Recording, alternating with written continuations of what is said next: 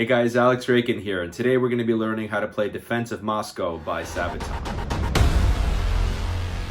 So for those of you who've seen my cover of this song, you might have noticed that I've made a few little additions. My hope is that this video will not only teach you to play this song, but will also make you a better guitar player and better equipped to learn other songs or write your own music as well. So this song is probably played on a 6-string guitar, but I have a 7-string here and I decided to make it a little beefier. So throughout the song, I actually add lower notes than the guitar player is actually playing in the song. So if you have a 6-string guitar, don't despair. I'm going to show you how to play it on a 6-string, as well as how to play it the way I played it on a 7-string with a low A. In other words, drop A. So for my cover of this tune, I decided to add a little intro so I'm not just sitting there for 30 seconds doing nothing at the beginning of the video. So that went a little something like this.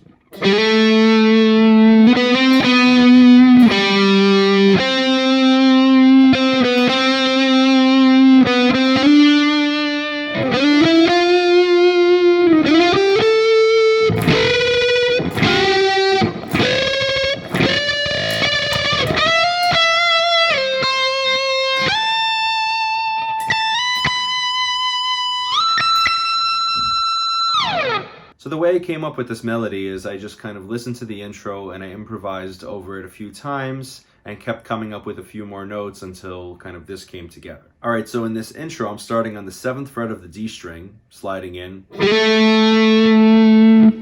And then I'm going to the 9th fret, sliding back and forth from 9 to 10. Then grabbing this 5th fret right here. And then jumping up to the 5th fret of the G.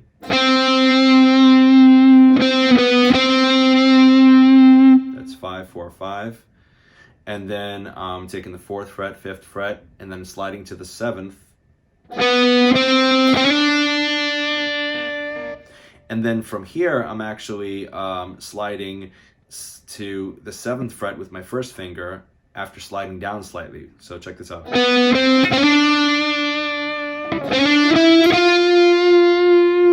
So that's 7, 9, 10 on the G. And I do something similar here and I slide up to the 10th fret for 10, 12, 14. Then I go into these unison bends.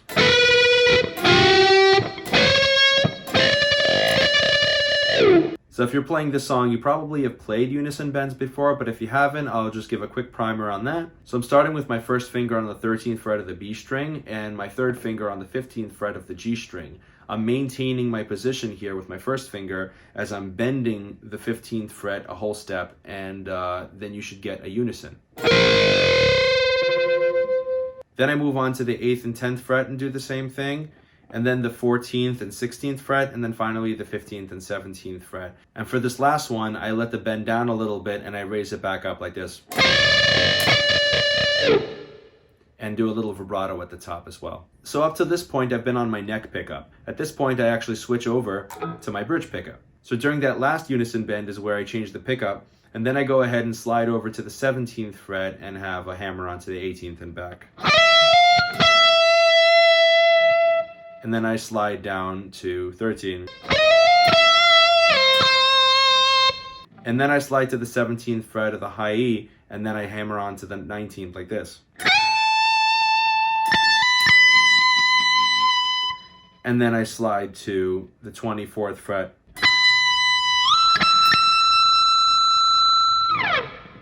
And I don't do a vibrato on that last note. I just let it hang there.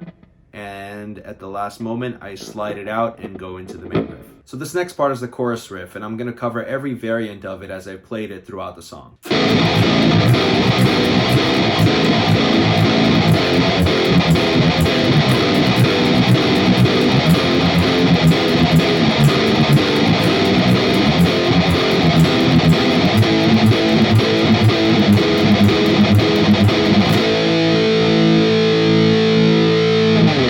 So that was the first variant. So the second variant goes something like this.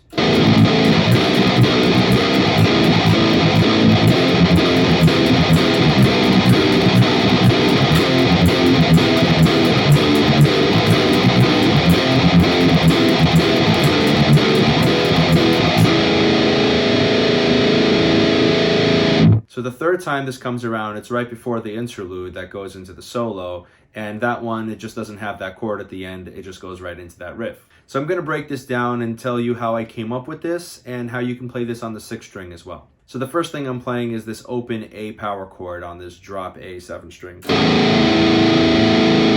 So for you guys with a 6th string, I would play this as an A second inversion, which is 0-0-2 from the low E. So this next chord is a G major first inversion for me here, which is just 2-3-2. Play it like that. And for you 6th stringers is going to be 3-2-5 like this. The next chord is a simple C power chord, which is just 3-3-3 if you have the drop A.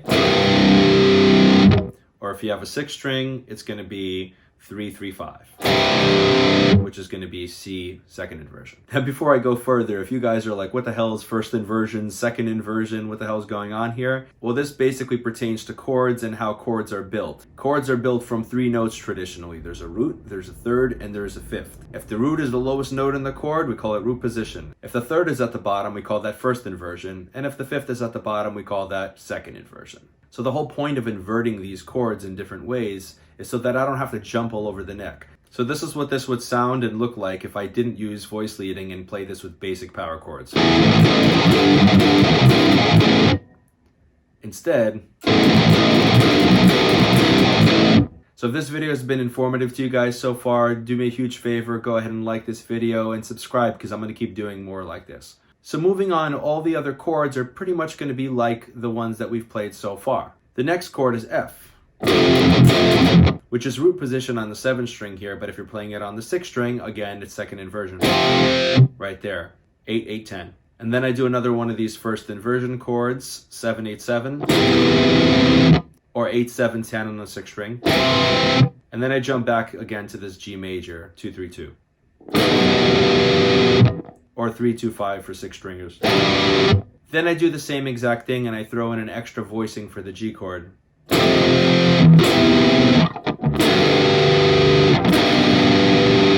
This new voicing on the 7th string is 5-3-5. It's a second inversion G chord. And on the 6th string, it's a simple G power chord. And then at the end of the first variant of the chorus, I jump up to this high A chord. Or A second inversion for your 6th stringers. And then it goes down to this E major first inversion. 11-12-11 for 7th stringers. And 12-11-14 for 6th stringers. The second time this chorus rolls around, it ends like this. It goes through the same F, C, G sequence before ending on E.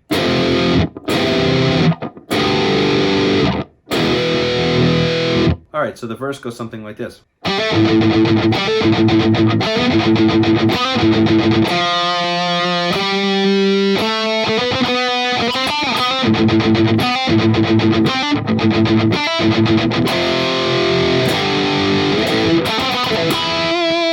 So on the recording there's a harmony, and I decided to play the first note of the harmony and the second note of the harmony the second time I play it. The next time this part comes around, I play the root the first time, and the second time I actually play both notes. And that looks something like this.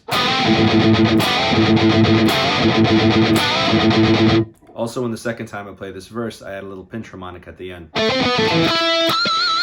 So this part starts with a hammer on from 5 to 7 on the D string, and then I palm mute 6 times on the A string. I do that twice, and then I do the same thing from 7 and 9, and then 9 and 10.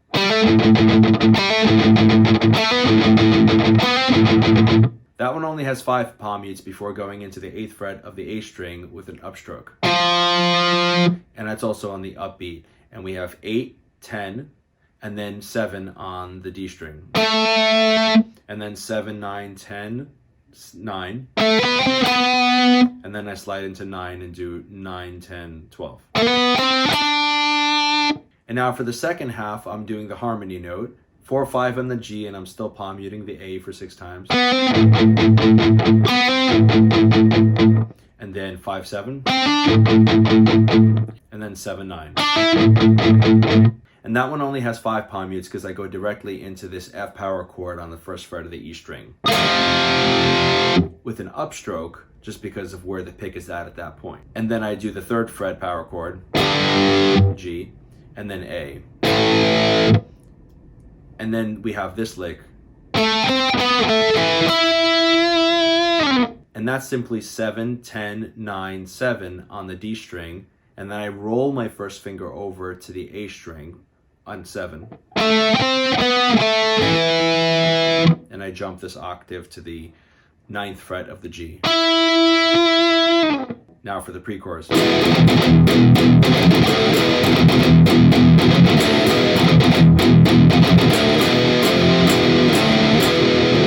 This one's pretty straightforward.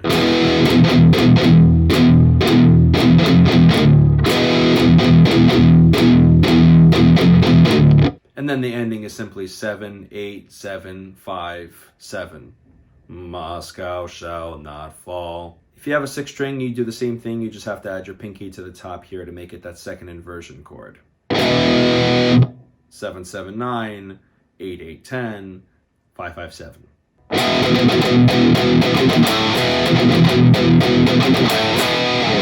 Now we get to one of my favorite riffs in the song, which is the interlude.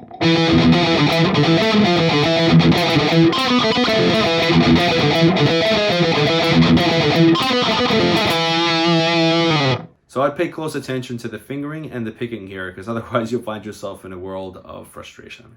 So you start this pattern double picking the 7th fret of the A string, and then palm muting the low E twice. Then we simply do 8, 7, 5, 7 on the A.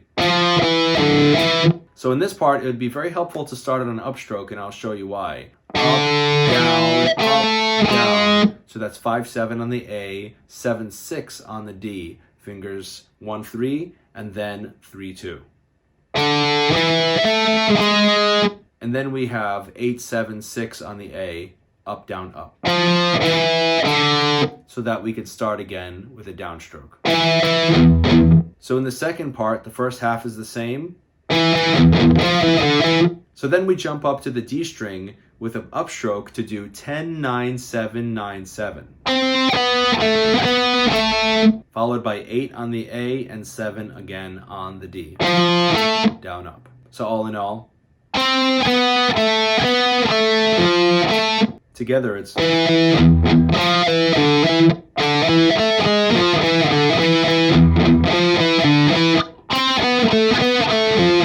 So the solo starts with a C major arpeggio descending. It looks like this.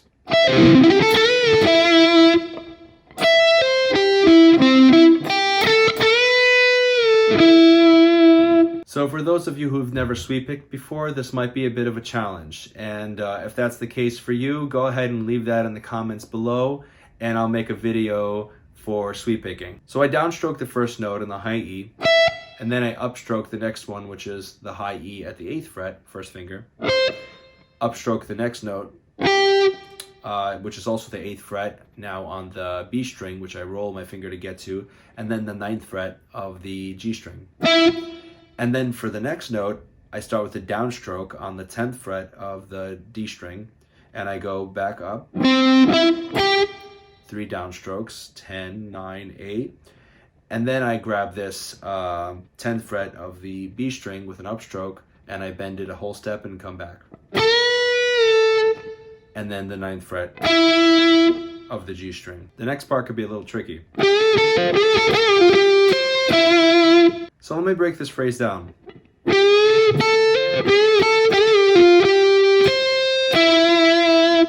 Once again.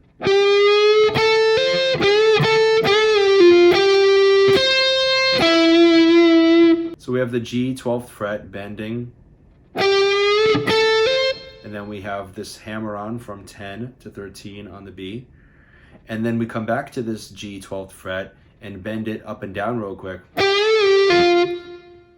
and we have that going down to the 10th fret there. That's a pull off, and then back to this 12, 13 on the B, 9 on the G.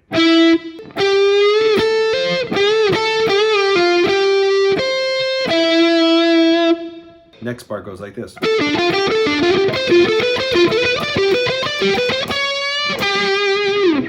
So for that part, I recommend starting on an upstroke on the 14th fret of the G string, and then we have 12 on the D, and then 10, 12 on the G.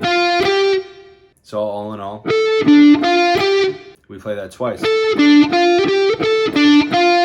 So then we hop up to the next position, which is 17 on the G, 15 on the D, and then 14, 16 on the G.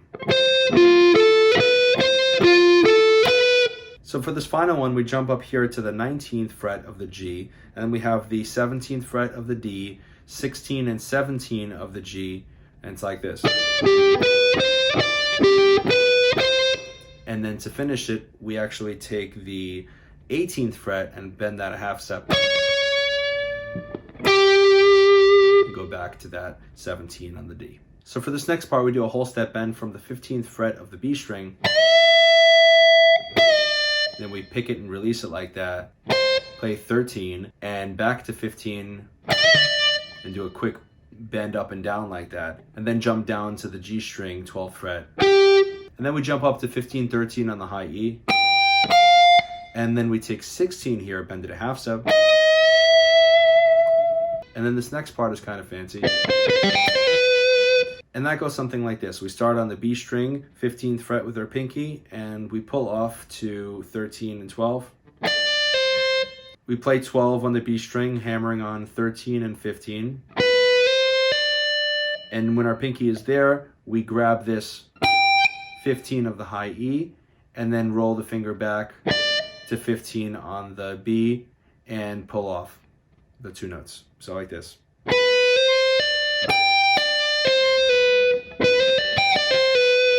So this next part goes something like this.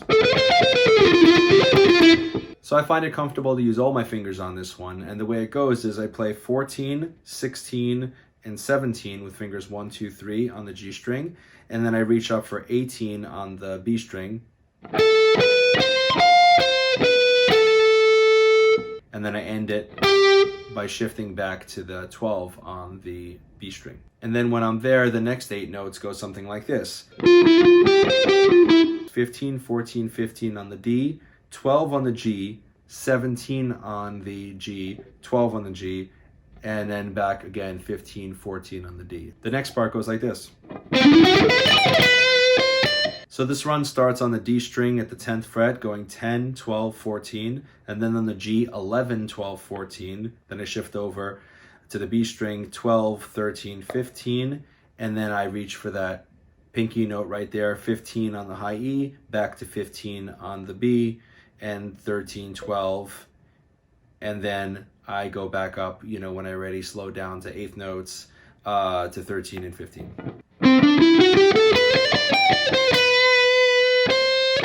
And then the reason why I just shifted over with my first finger to play this note with my third finger is because I'm about to bend it for the next part. So the next part's like this.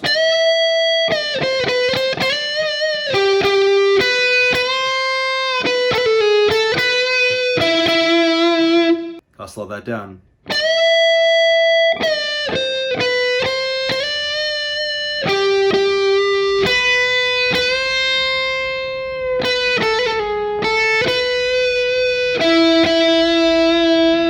So we're bending the 15th fret, we're picking it and coming down.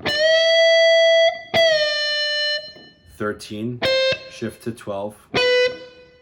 Second finger on 13, and we're bending that a whole step, and then we're playing 12th fret of the G. Then we have 12th fret of the B bending. Half step, pick 10, hammer on, pull off, and slide back, and then pick, like this.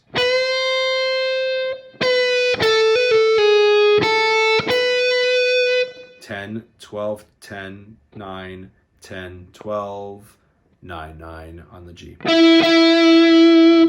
Then we have this part. And that's simply sliding up to 14 on the G. And then we have 15 on the D, and 17 on the D, back to 14 on the G. And then we have 15 on the D, 14 on the G, 17 on the G. And then we have 14, 17, slide up to 22 on the G. So this next part goes like this.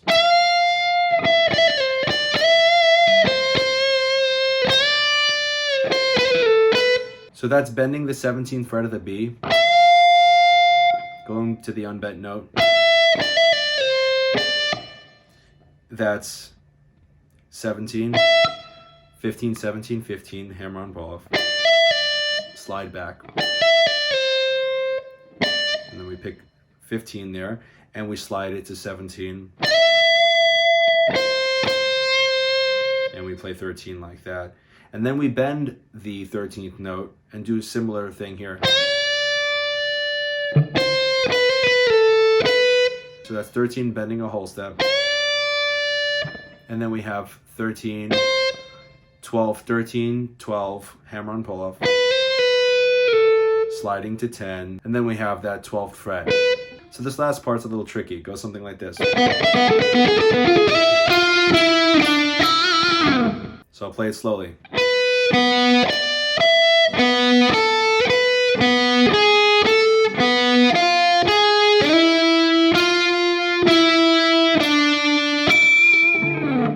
So this is all along the B string now. 12, open, 15, 17, open, 10, 12, open, 9, 10, 6, 9. So now instead of going to the open string there, we slide up to the 9th fret of the G string. And we have 9, 10, 9, 7, 9. And I do a pinch harmonic on that last note. Alright guys, so I don't think you need a tab since I went into so much detail. If you need to learn anything, then just go back to the appropriate part of the video and review it for yourself. This wasn't easy to make, so if you dug it, you appreciate it, go ahead and smash that like button, comment below because it helps this channel grow, join the tribe, subscribe, and hit that notification bell, and share this with your friends. I really appreciate you guys. I'll see you guys in the next one.